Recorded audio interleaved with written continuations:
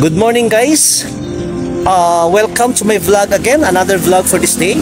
Narito tayo ngayon sa City Hall ng Tagum City wherein binisita natin ang ongoing pagtatrabaho ng the tallest Christmas tree in the Philippines. So guys, December is fast approaching. Siyempre pag December na, andyan na ang Christmas village, the Christmas trees and the lights. So dito sa Tagum City guys, kung hindi nyo alam, dito matatagpuan ang the tallest Christmas tree in the Philippines, and hawak niya yan guys for several years. I don't know na kung gaano kataas, pero year by year, every year guys, tumataas talaga ang height ng Christmas tree dito. So ano pang gagawin natin kundi pasyalan natin ang kanilang pagtatrabaho.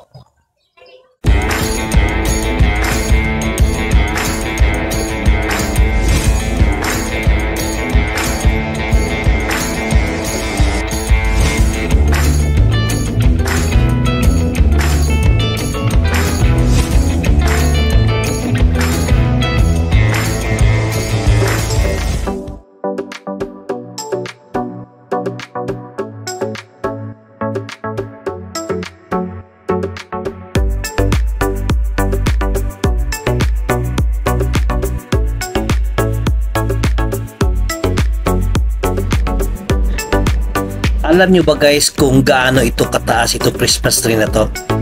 At bakit ito ay tinawag na the tallest Christmas tree in the Philippines sa taong 2022? It's because guys, ito ay may height na 197 feet or equivalent to 60 meters. Parang 5 to 6 story building guys kataas. If this will be finished, ay bubuksan to this coming November in tune with the parochial fiesta ng Tagum City.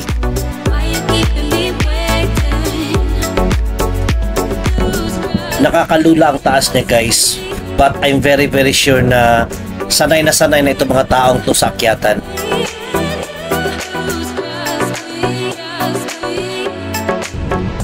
Pati ang palibot ng Christmas tree guys ay inaayos na rin. Last year guys ay may mga bulaklak dito at may mga lights. And nakamit pa ako ng mga bagong kaibigan. Ipopost ko itong dito kasi sabi nila panoorin daw nila mamayang gabi or bukas. Mga bossing, salamat sa pag-abi-abi ninyo sa kuha ganina. O salamat sa pagwapo or pagpanindot sa ato ang City Hall. May God bless you mga bossing. Ako na nag-post ha. Hope that you will subscribe on my YouTube channel. Nagtrabaho sa basa sa banda sa Christmas tree. City Hall. Pero City Hall. Tara guys, layo man tong isa. My new friends. Talawa daw nila ni Uma. Salamat kayo.